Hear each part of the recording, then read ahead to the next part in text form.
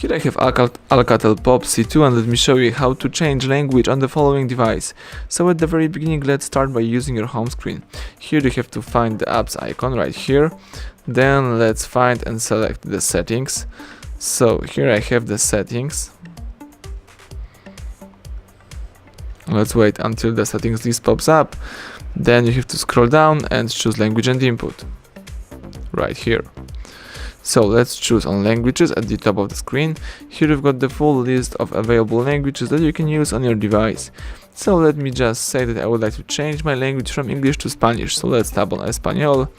As you can see right now, the whole list of settings and also applications goes into Spanish.